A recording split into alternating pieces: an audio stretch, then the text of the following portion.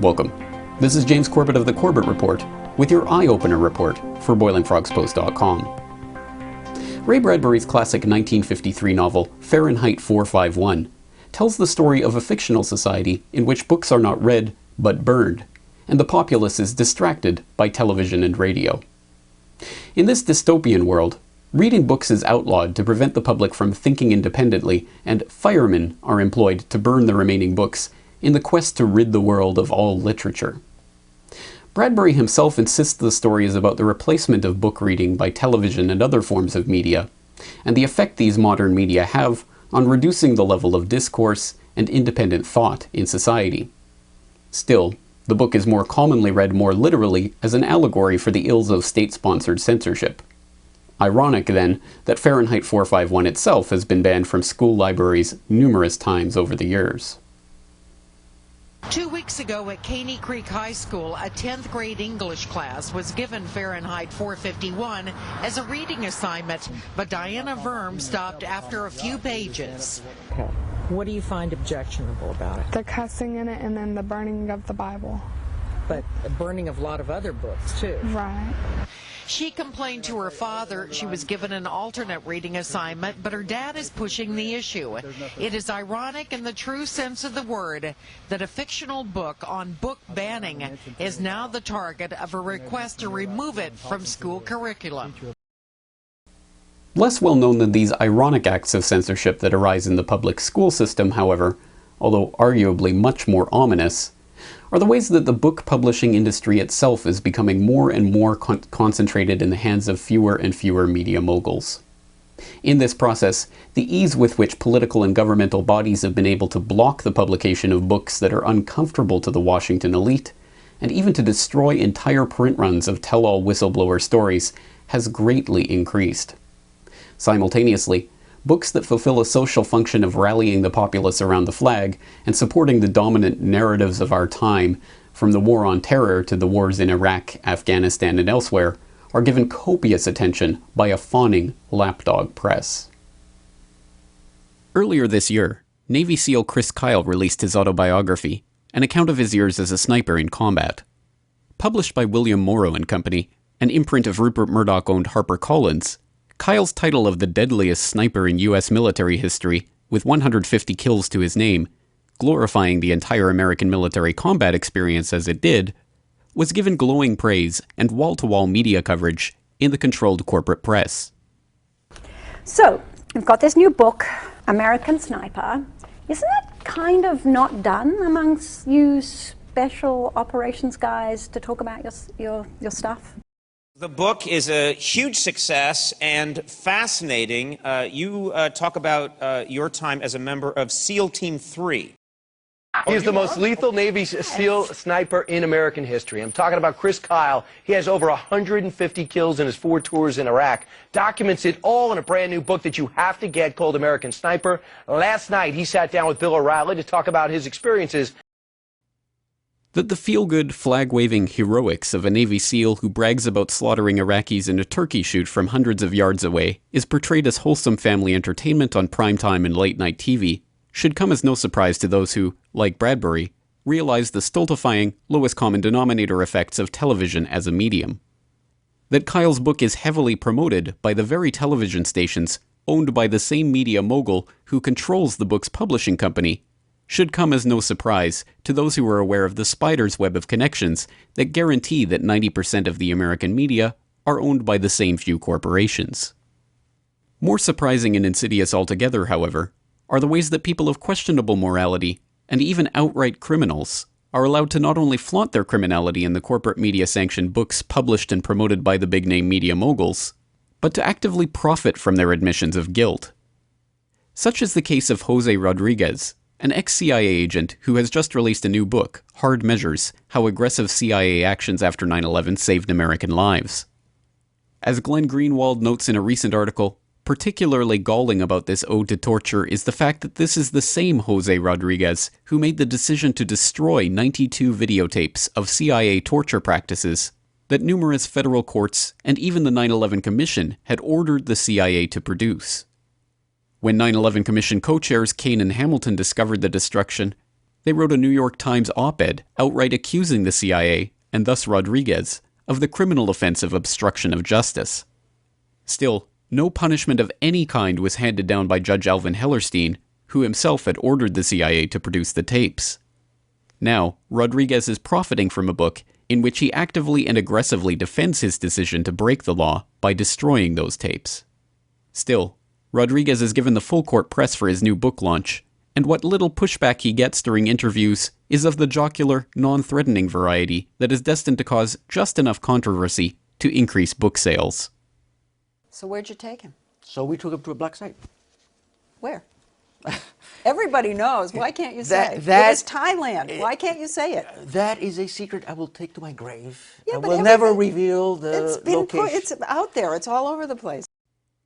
Not disclosed to viewers of the 60 Minutes piece on Rodriguez is that the Simon & Schuster imprint that publishes Rodriguez's boastful criminal confession is owned by the same CBS corporation that broadcasts 60 Minutes. Even more worrying than these puff pieces, however, is the ways that books that would threaten the status quo rather than support it are effectively suppressed.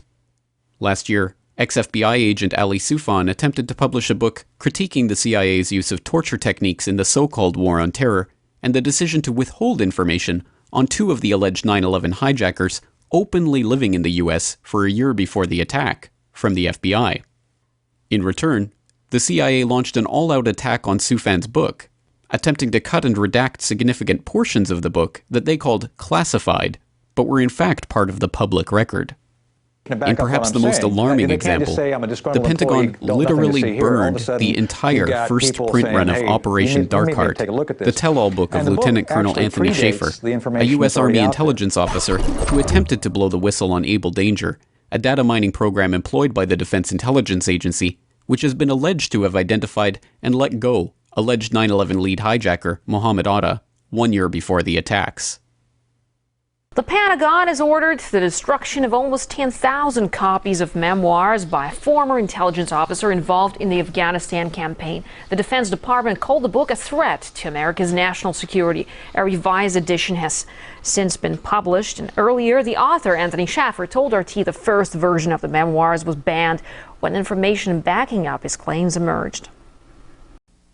Earlier today I had the chance to talk to Sibel Edmonds, famed FBI whistleblower and author of the tell-all memoir Classified Woman, about her own experience attempting to publish her book in the mainstream press. And then I decided after I came back to the United States in 2009 that it was time for me to write this book, and I did. And I wrote the manuscript, and I had to, unfortunately, submit it to the FBI. But also, I went about getting it published. So I was told this is how you publish a book. You have to go and get a high-flying elite agent, you know, the Manhattan uptown kinds. And then that agent will go and pitch it to these publishers, say the top 5. Basically, the top 3, 4 own the rest. They have consolidated to such degrees that there are only like 3, 4 top. But they are dying, and I will get to that. They are a dying breed, and they won't be around for very long.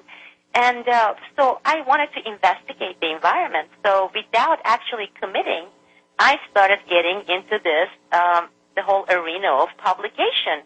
And soon I realized, wow, this is it's its own kind of a scandalous sphere.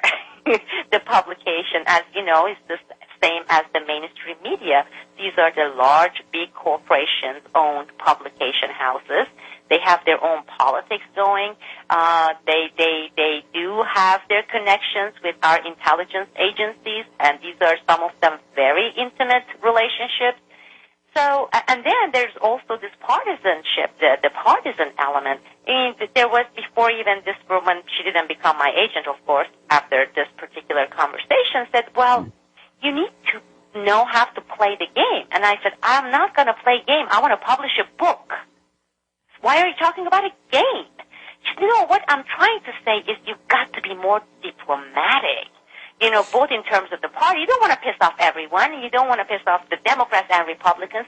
You want some of those people to side with you because when the book comes out, that's going to determine how many of those publications the media is going to write reviews, whether it's going to be Washington Times, if you're siding with the Republicans, or is it going to be New York Times?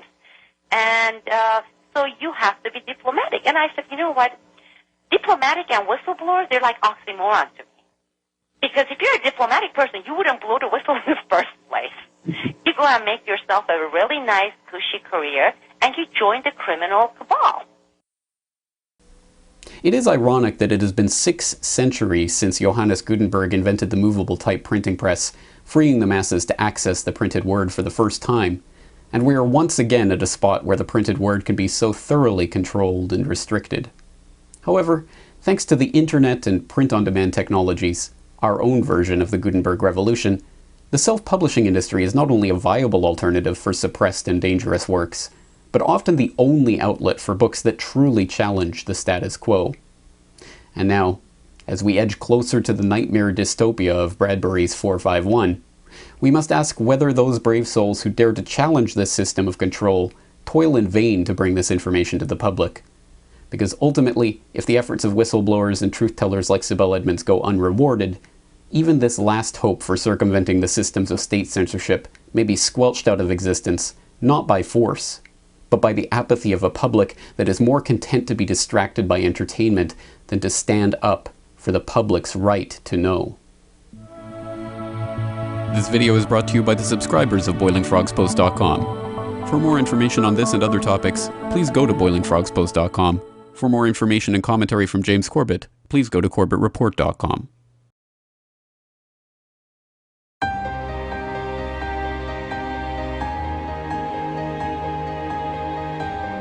It's really phenomenal to me that any court could look at her case and say, no, it can't go forward. Turkey was being investigated by the CIA.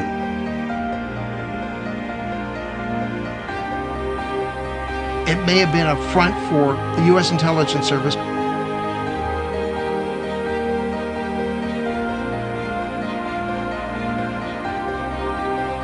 The entire case is a state secret.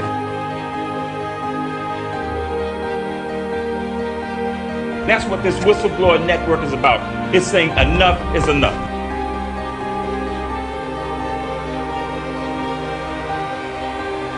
The people that I've talked to about these tapes are extremely nervous.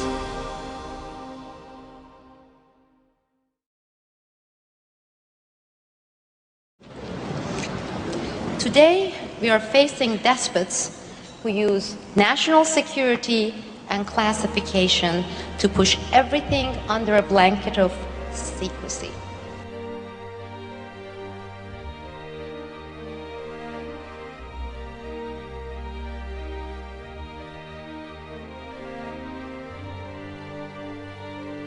To gag and call it a privilege.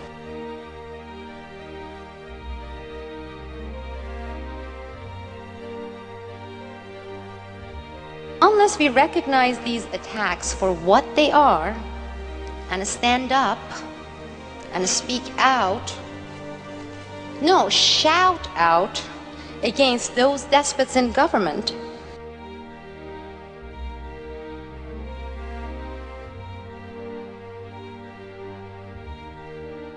then we are doomed to wake up one sad morning and wonder when and where our freedom died.